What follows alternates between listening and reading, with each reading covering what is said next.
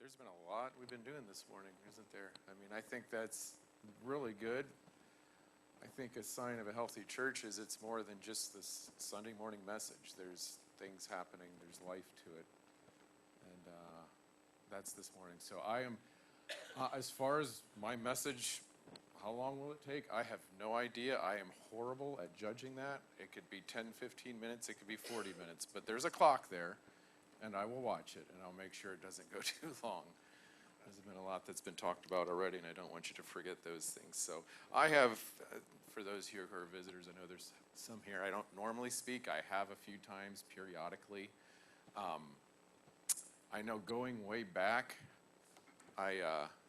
this is back at the old CRSI building. I know I did a message on tithing. I don't know, Dee Dee might have remembered that one.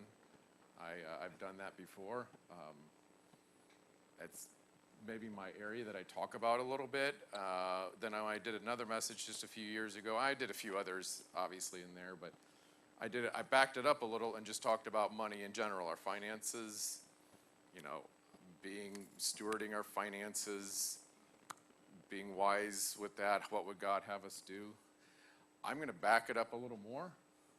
And we're not just talking about money, but we're talking about time. Because all of these are really related. Like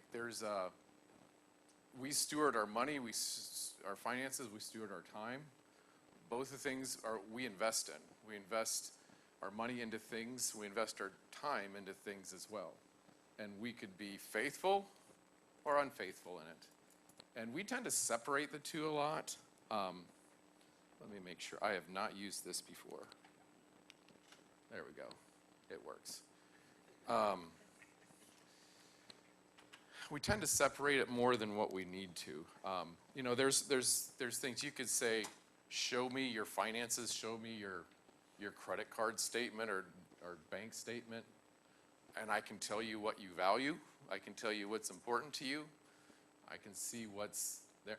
I could say the same about your calendar. Show me your calendar, and I can kind of get an idea of what's important to you, just as much. Both of them reflect something about us. Each of them reflect what we value in life. And there's other things we say reflect what we value. There's other ways you can look at a person's life. But these are kind of two key things that we have, that we've been given, that reflect what is valuable, what is important to us in life. We tend to separate the two because of how our society values each.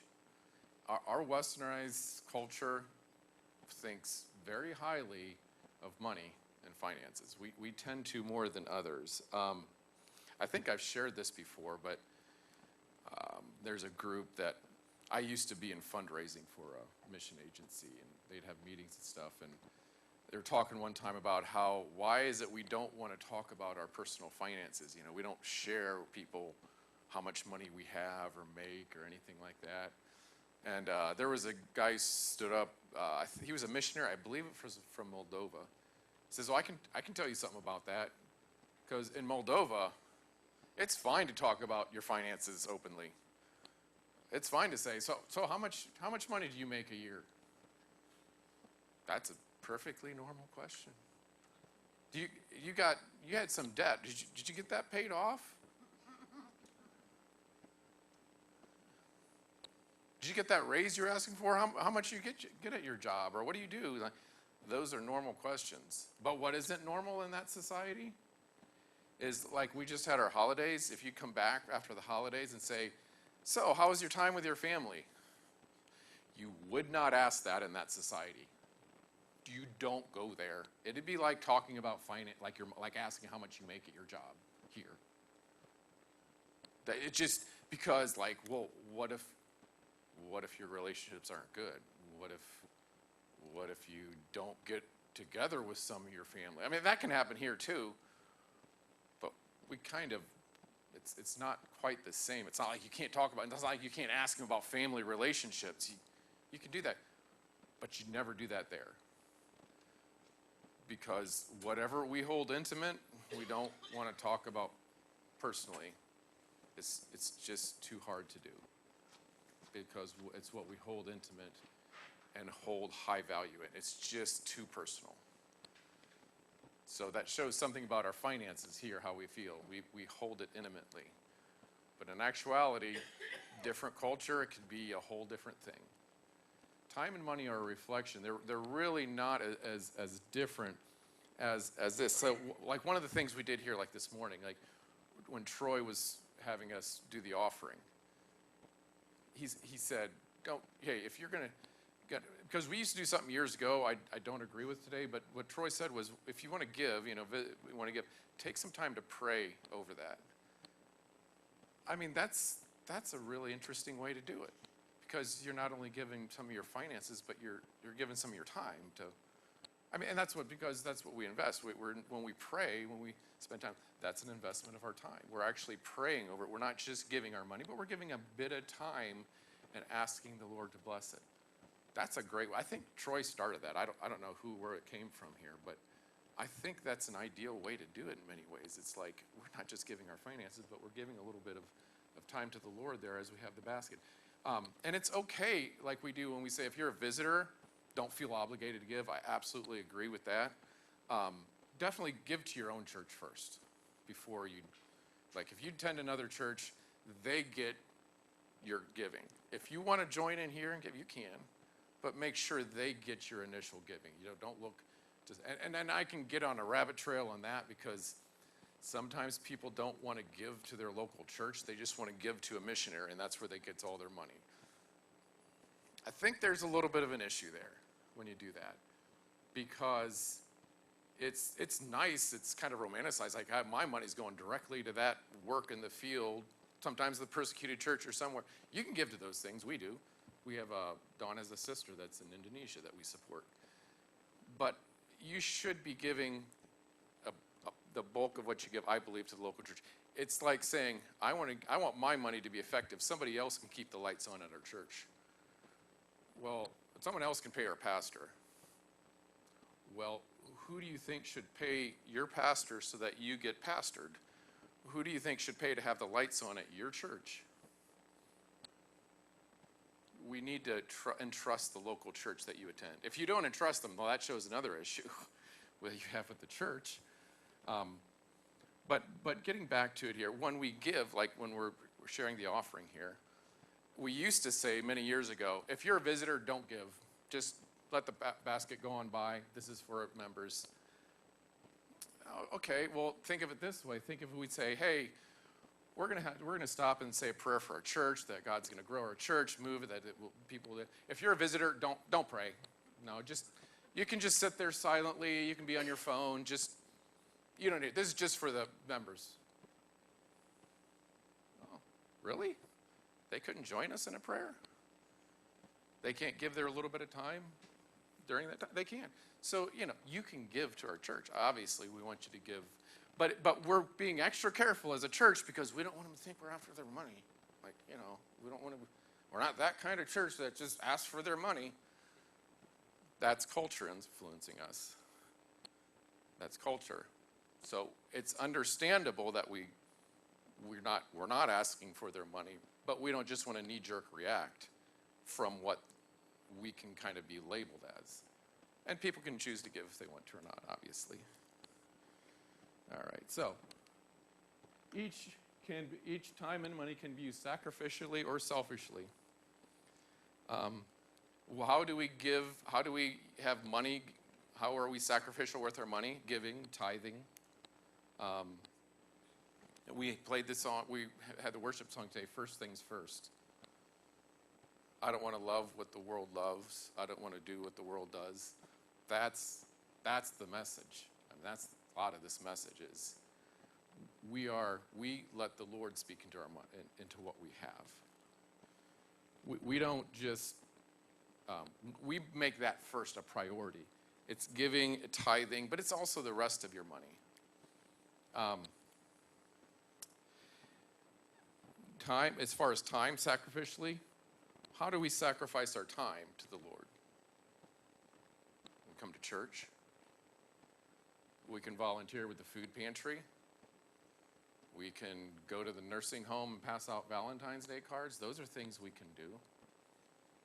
Those are absolutely things that we can separate and give to the Lord.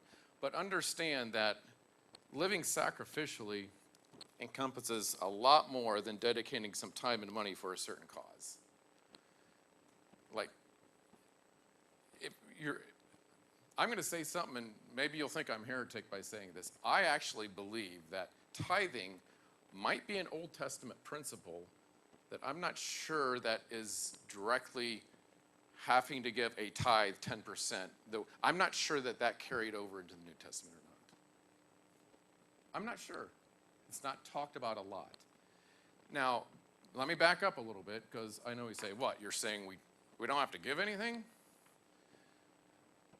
Think about Jesus on his Sermon on the Mount when he said, you've heard that it was said, if you commit adultery, do not commit adultery. But I'm telling you, if you look at a woman lustfully, you've already committed adultery in your heart. I think if he would have dealt with this, he might have said something like, you've heard that it says give your tithes to the church, but I'm telling you, I'm more concerned about the 90% you hold on to and what you do with that than the 10% you give to the church.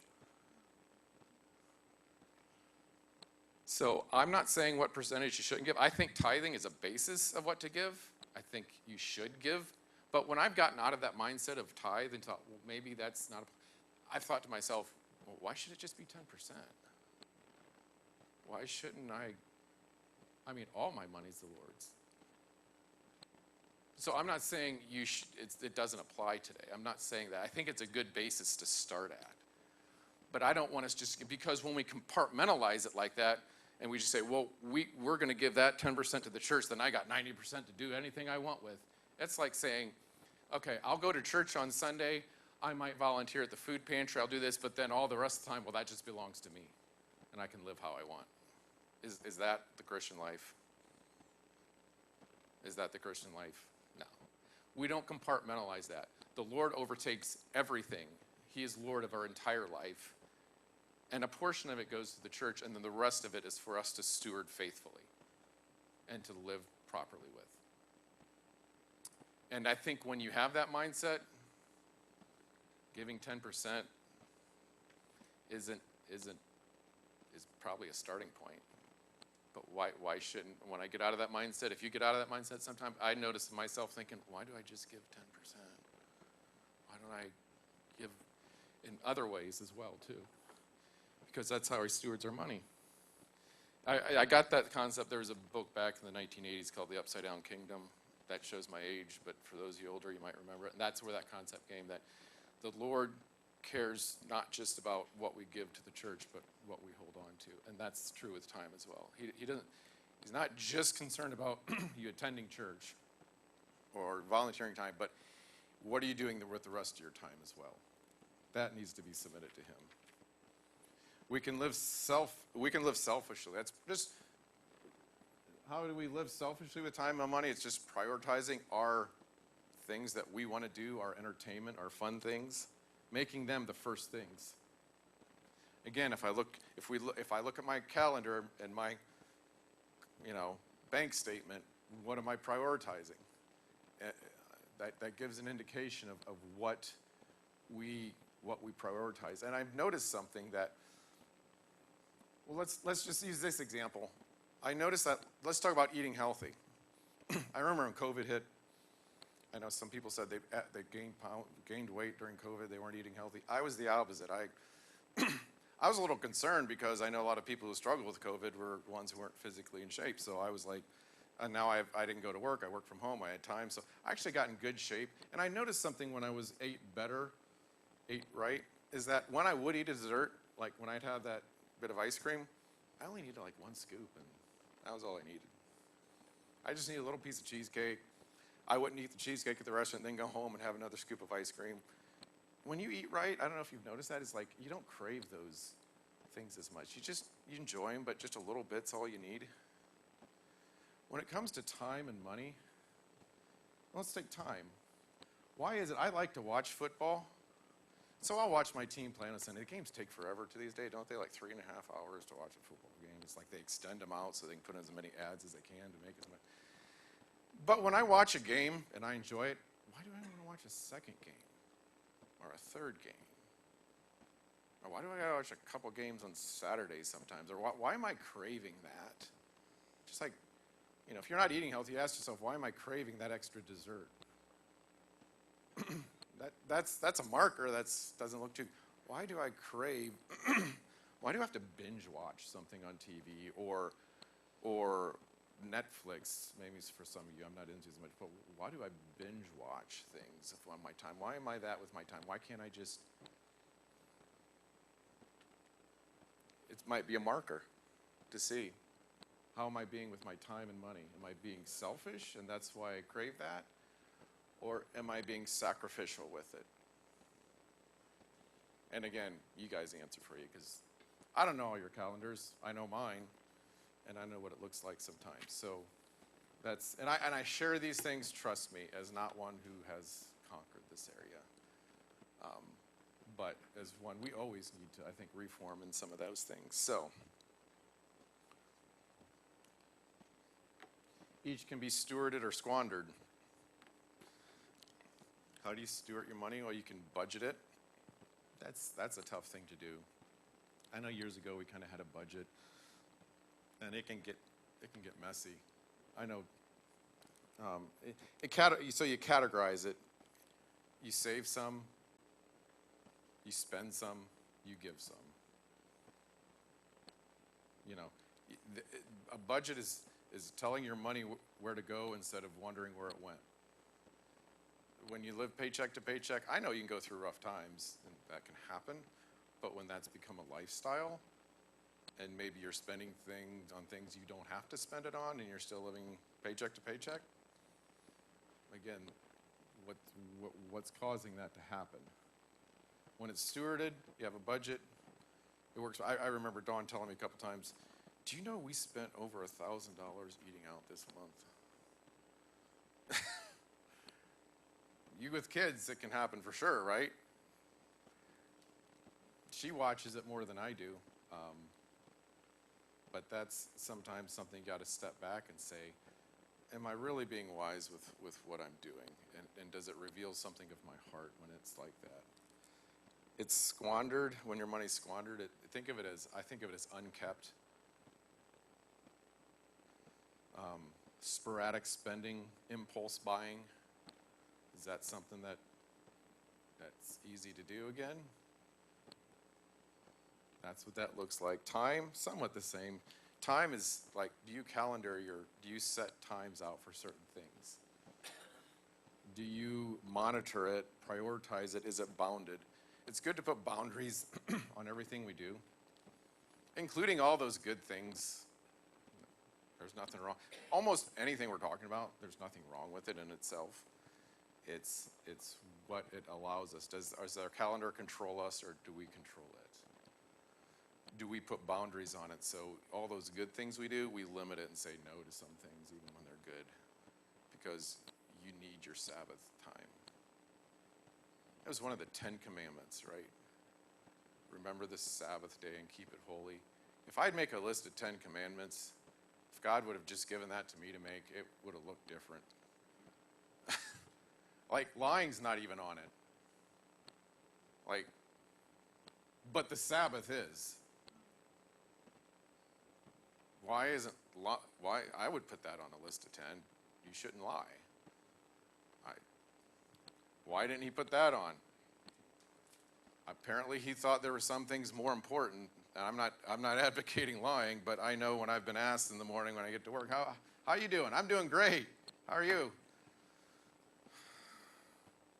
Really? Sometimes we say that. I think the Lord understood humans a little bit, and he put in there, remember the Sabbath. It was that big and that important that he put it on there. Sabbath time. Squandered. When you squander your time, you have isolation. It's driven by impulse as well, just like your spending. And there's really no Sabbath rest. I think when people aren't living or the Lord isn't influencing their lives enough, they'll have isolation, but they won't have Sabbath. They won't have real rest in their lives, right? Time and money each can grow relationships or negate them. My goodness, I'm going to have to hurry. These are especially true in close relationships. Close relationships in marriage, we hear about how divorce, how much time finances, it can be a problem in divorces. They can bless our finances, and our time and our money can bless. Like, we just had Valentine's Day, guys at work saying, did you get your wife something for Valentine's Day? Did you take them out for dinner? Time, money, that's an investment. I think that's good to set aside those things. We should do them on a regular basis. Have times, if you're in a marriage, have date nights or get things for each other along the way. And when they don't happen, those things can build up. Not just our time, not just our money, our finances, but do you know, as far as our time and problems in marriage, you know that, I heard a few years ago that in divorces, 80% of divorces, Facebook was mentioned as an issue in divorces. Social media, oh, man.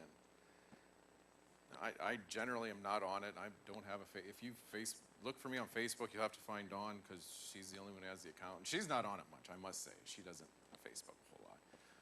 But social media robs our time and robs it from our relationships, I believe, a lot. Just be very, very careful with that. I don't know how to, you guys have heard it. You guys know the effects because you've probably felt it. We've all had negative effects from that. But just be very careful of where it takes you and who it takes you away from. I think that's probably one of the biggest struggles when it comes to investing our time wisely, is our technology, which is great and has a lot, it's like a fire. You can use it wisely and it helps you a lot, but it can cause a lot of damage. Since time and money reflect what we value, they should reflect our important relationships in life. And I think sometimes, again, we think money, I'll get something for my wife or I'll buy something for him. But in the 5 love languages, you guys know them? It's time spent with the person you love, acts of gifts, giving gifts, acts of service, words, and physical touch. 2 of those are time. One's time itself, and one's acts of service. There's only one that reflects financially, and that's gifts. There's this, I just saw it, I screenshotted it. Not on social media. Okay. Oh, where is it? I don't know this person, Simone Weil. Attention is the rarest and purest form of generosity. Our attention that we give to another. When we pray and have time set aside for God, that's focused attention. That's why he craves that. Because we're giving it to him because he wants it with us. Okay. And then each can grow God's kingdom or damage it. Again, most of the things we talked about here that you can do, fun things you can spend your money on, not bad in and of themselves. It's your priority in what you make it. It's what you do. Let me say, the sin happened, or before we ever got to that point. Mentioned the 10 Commandments. What's the first of the 10 Commandments? Go ahead, say it. Somebody here? I thought, what? You shall have no other gods before me. That's the first one. When we break any one of these, including the Sabbath, we've broken that one first. That's a God. You can't serve both God and money. He mentioned that in the Bible. That can be a God, and so can our time and their selfishness with that. That's the biggest one of all, is that when we act, when we say, you shall have no other gods before me, that is damaging God's kingdom in a multitude of ways. That you could give tons of different ways how it does it, but it just damages it. when we submit to the Lord, it grows his kingdom. Because that very act is what God's seeking. God cares about his relationship with us. So the very act of submitting ourselves to him, including our time and money, is in itself growing God's kingdom in you. Just a few things we're going to go through here, money and time. We talked about how they're similar and they're the way we interact with them. There's also some differences. Money can be grown and multiplied. Remember the parable of the talents? You know, gave 5 talents to one. He was faithful, gave him 5 more. The next person had 3 talents. He was faithful with his. He was given 3 more. The person with the 1 talent, was he faithful? No. What happened to his 1 talent? Do you remember in the story of the parable of the talents? Taken away and given to who? The one with 2 talents or 3 talents?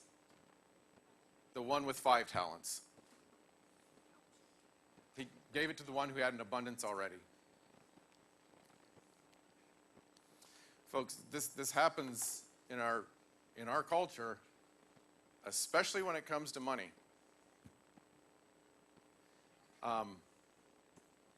Do you know, here's an example of people who this is where people squander things. Do you know most of the people who play the lottery are poor? So most of the lottery winners are poor. You'd think that when they get the money, they're going to be really wise with it, right? 70% of them lose it within 5 years. It's gone. Okay. It doesn't end up in their hands. Who does it end up in the hands of? I know there's tough times and people can be in poverty for reasons that are beyond their control, but we have to acknowledge there's a lot that aren't. There's a reason why we say the rich get richer. Sometimes it's faithfulness, and they can grow it. And I'm not getting into, I know it can get political, but there's a lot that squander it. And that's why it ends up away from them. You can't say that's for every situation, but don't squander what God's given to you. So that can be grown and multiplied. That's a little different than time. We'll talk about that. It can be saved, given, or spent, right? You can save it, you can give it, you can spend it. You can save it and pass it down to your children. It can be saved for a long time. Money cannot itself be grown or saved as a commodity. You can say, you can come out with some piece of technology like is that a Roomba we just got here? Save time. We don't have to do that anymore. We have the Roomba. We got a piece of technology that saves. But really, it's not saving time. We're spending it on something else. The hour I would have spent sweeping the church, I'm going to take that hour and add it on to 2 weeks from now. So I'll have 25 hours in that day and only 23 today. You can't do that. You're just going to spend it at something else. And you can't change your time. How much time does a billionaire have in his day? 24 hours. How much time does a homeless person have in a day? 24 hours. When God was passing out time, he became a socialist. You're all getting the same amount. Okay, we can't change our time, no matter if you're rich or poor. And some of us have more freedom in our time. We might not have, our schedule is full. We have more disposable time. And sometimes the person who has a lot of money doesn't have that freedom. There's a lot of responsibility. So we can be rich in different things. And that's okay. You don't have to be rich in finance. You can be rich in your time. But whatever we have, we're supposed to steward and use properly.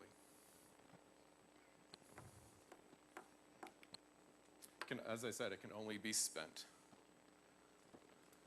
Okay, there's a lot of information I've kind of thrown at you. Is there something that sums it up? Oh, here, I forgot. It can be leveraged through other individuals or technology. So we already mentioned technology, how we can leverage our time. We can have that do something. I can spend my time stewarding it something else. It can also be through other individuals. So we have the food pantry. Tanya, when she runs that, if she, during the food pantry, had to do everything herself, how would that work?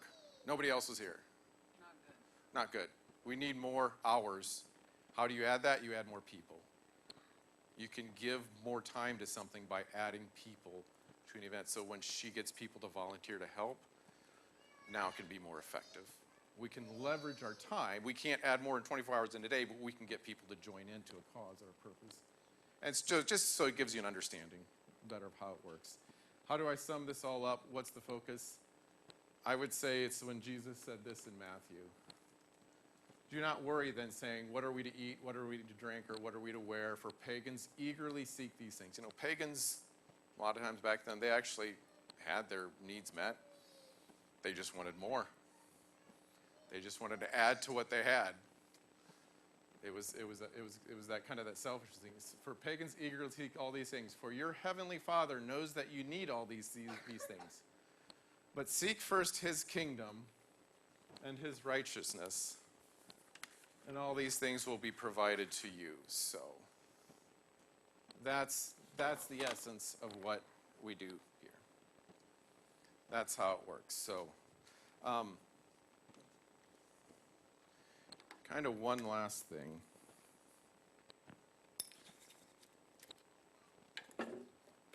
You know, we have all these things in life that we like to do. They're little things. They're like, you know, this is rice here. There's little things. But we want to make sure that we have our, you know, time to have fun. We get to watch our television. We get to be on social media. We get to go out to the nice restaurant. We get all these, these things, our parties, our get-togethers, all of them good again. But many of them are things that we seek, and we keep adding to that and adding to that and adding to that. And then we're like, oh yeah, I got to put God in my life here. So now we're like, oh, I got to get these big things that God asked me to do. And I got to tithe. I got to volunteer at the food branch. I got to go to church. I got to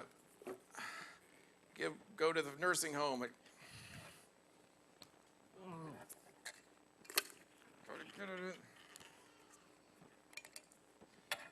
And our lives are crammed. They're unkept,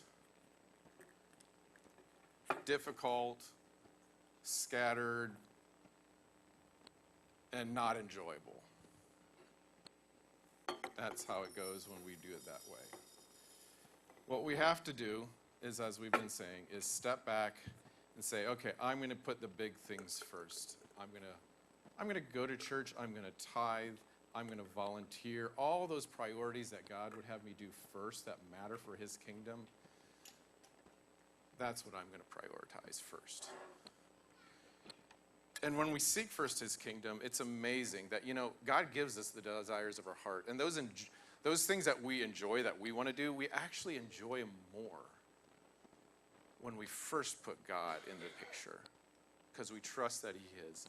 And in God's provision and his wisdom and his ability that only he can do, one way or another, all those other things are added to us. So in the end, all of it fits.